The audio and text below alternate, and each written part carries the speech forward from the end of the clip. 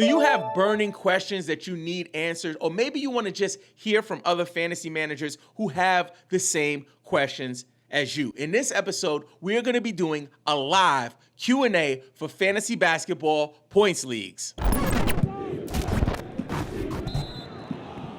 This show is specifically and exclusively for points league content. With that being said, let's jump right in to the first question. This first question is from Cato. Cato says, who do you think won this trade?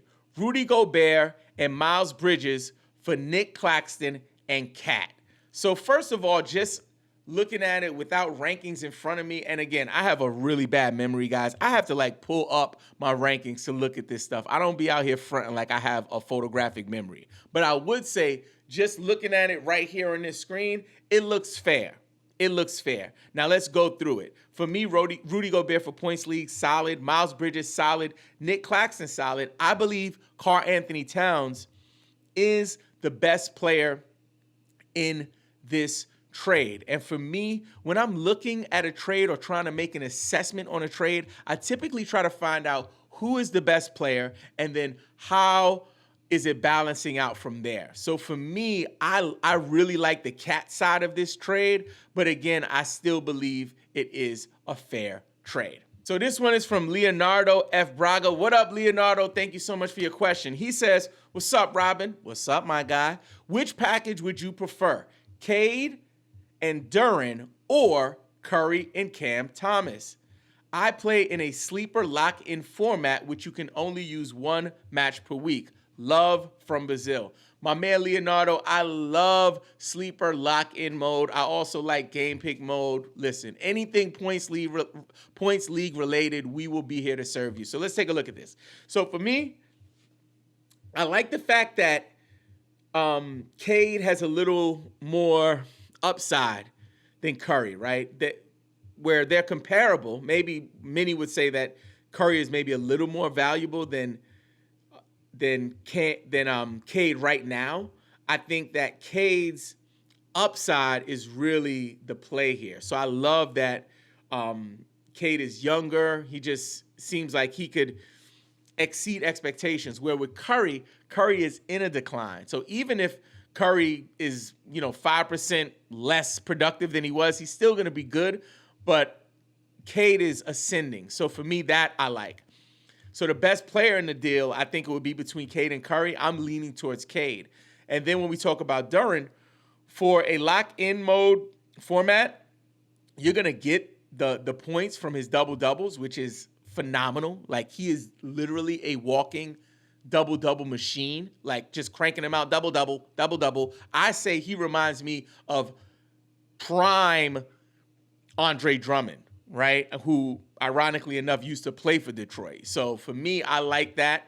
Cam Thomas, I think, is super valuable for a points league, especially for a lock-in mode points league.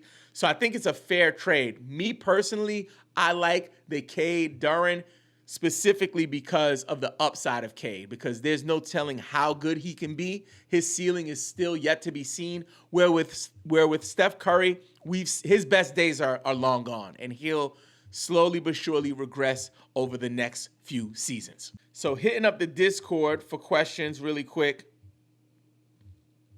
We got one from Cato. He says, how well do you think Cat will perform this season? That's the first question. So he has a couple questions. We'll answer all three. So how well do you think Cat will perform this season? I think Cat is going to perform very well, and I'll tell you why. First off, Cat, for most of his career, has averaged a double-double, right? And additionally, for most of his career, he averaged at least one block per game. Some seasons he averaged 2 blocks a game. So he's always been a good defender, a good scorer, good rebounder, perfect for points leagues. And what had happened was Rudy Gobert came to town. And when that happened, his defensive numbers took a hit, his rebounding numbers took a hit, and even his scoring numbers took a hit. Also, he was in a system where they weren't running him to the ground, right? Getting all the minutes. Now he goes to New York to reunite with Tom Thibodeau, who was his coach for many years in Minnesota and actually was the coach that got the most out of Karl-Anthony Towns. People forget, a few years ago, maybe 5 years ago, Karl-Anthony Towns was one of the top 5 guys in fantasy. He was one of the top 3 players in dynasty leagues. Like, Karl-Anthony Towns was the truth until Rudy Gobert came to town and Tom Thibodeau left town. So now him playing for Tibbs again, Tibbs is going to run him to the ground.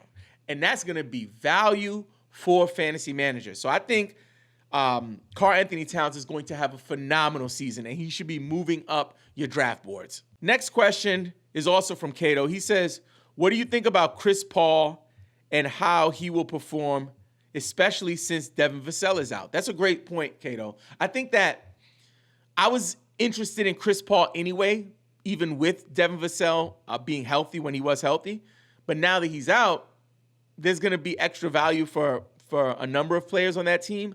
But I think for Chris Paul, his value is going to be cemented. Like, how good he'll be, I'm not sure. I think he's kind of going as like early, late round kind of guy, like 9th, 10th round. People are grabbing him for points leagues. So I think he'll definitely be able to contribute with some assists, some points, maybe some steals. But at the end of the day, the fact that he is in a system where they need him to be the point guard because they haven't had a proper point guard, I think that we're going to get more value from him than we've seen in years past, in the last few years, especially if he can stay healthy. Our next question comes in from Jimmy Dog. Jimmy Dog says, how do you feel about Ayton after the Time Lord news? I mean, I like Ayton anyway.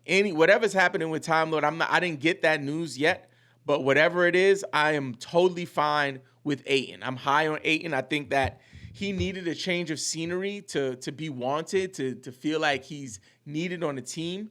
But I did see an injury tag on Robert Williams. I don't know the significance of the injury, but injured or not, there's still going to be tons of value for DeAndre Ayton.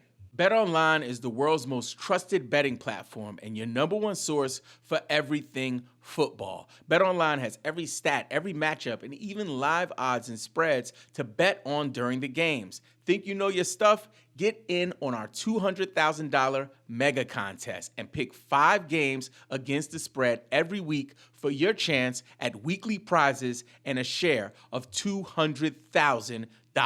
When the game's over, head on over to our online casino and get in on a game of blackjack or poker or unwind with one of our over 150 slot games. Head to the website today to get in on the action. Bet online, the game starts here.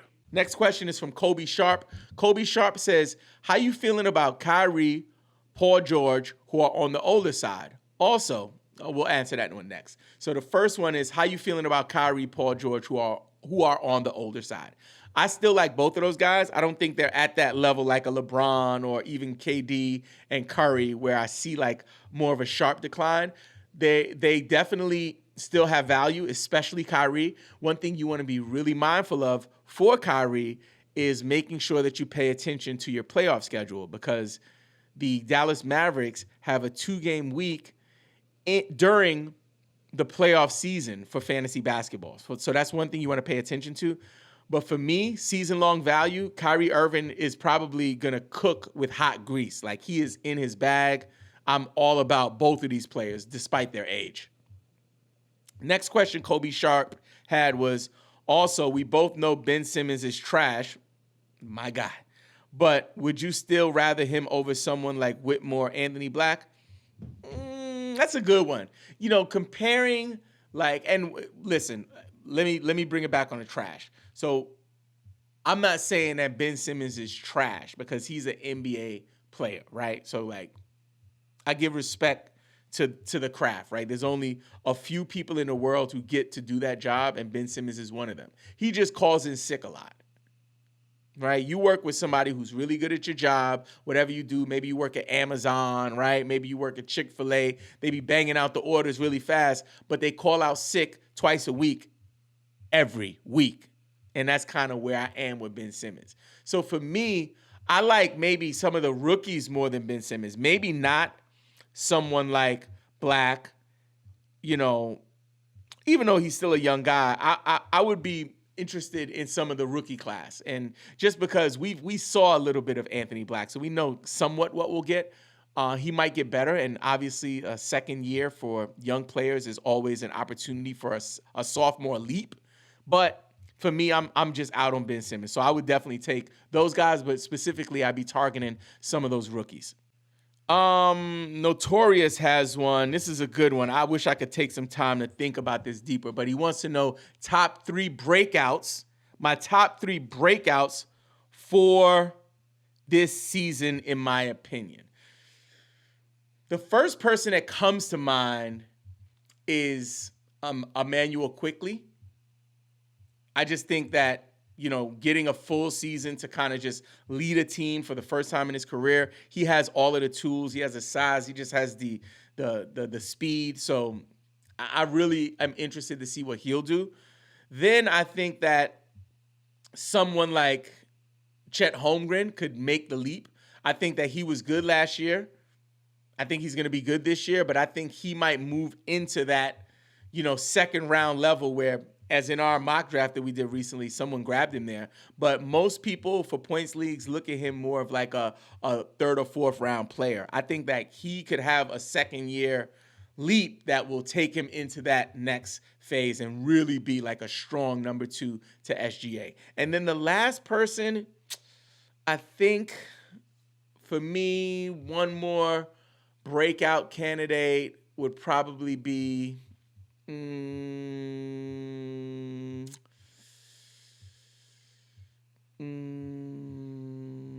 maybe Cade Cunningham. I think we've been waiting for Cade to like take that official leap to be like that guy. We all know he can. We know that he can do it, but he just hasn't really brought it to fruition yet. So maybe off the top of my dome, it would be Cade Cunningham as well. So Chet, Quickly, and Cade Cunningham for that one. Great question, Notorious. I wish I had time to really think that through. If, in fact, you would like to enter to win one of our graded rookie cards, all you have to do is leave us a thoughtful review on Apple Podcasts. And at the end of your review, just write the name Garland, Ball, or Levine, or for our mystery card, write mystery. Oh, this is a good one.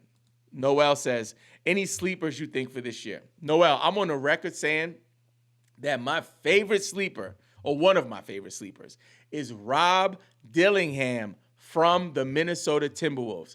People are not talking about him because there's no reason to talk about him right now. But when I tell you, he came off the bench when he played at Kentucky under Coach Calipari and was a microwave scorer, right? He is the truth. I watched his first preseason game. The young man dropped 21 points. Now, he won't get that usage. He won't get those minutes to start the season. But if there is an injury to Mike Conley, that could change things dramatically. If there's an injury to Dante DiVincenzo, that could change things dramatically. He can play the 1. He is a point guard, but he can probably play the 2. I compare him to Lou Williams at his best. Like Lou Williams, Jamal Crawford, right? If you know Jamal Crawford, Lou Williams, he reminds me of those guys because the ball handling, if you watch it, it literally looks like he has the ball on a string. So for me, if he can secure that 6-man role, I think he'll be well worth the value if you grab him in that 11th, 12th round area. You could probably even grab him later because most people aren't talking about him and his projections aren't that high on any of the platforms, but he's a guy that like I'm really excited about. So that's the number 1 sleeper. Other than that, I think some of the names that you might be hearing right now, like Brandon Pajemski, Trace Jackson Davis, Derek Lively. One guy that people aren't talking about is Kevin Porter Jr. And I think with Kevin Porter Jr., because he had some legal troubles, we don't know exactly how they'll utilize him in LA. He has averaged a double-double. My apologies. He has averaged double figures in scoring every year of his career. Every year of his career that he played. He didn't get to play last year, so he didn't have double-digit scoring. So look it up on Basketball Reference, whatever it is.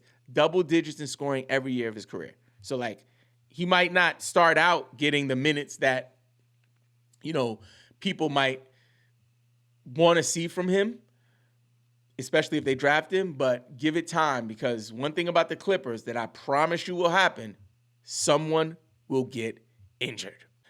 This one is from Daniel McIntyre. My guy, Daniel. He says, what are your thoughts on Dyson Daniels and Christian Braun for breakout candidates? I think both of them could potentially do it. I'd probably be a little more interested in seeing what happens with Dyson Daniels. But I think both of those guys could potentially be breakouts in a sense of being better than, they've been. I don't know if they'll leap into middle round value or anything like that, but definitely more interested in Dyson Daniels. Now that you got all of your questions answered, check out our last fantasy basketball mock draft. This episode was presented to you by BetOnline.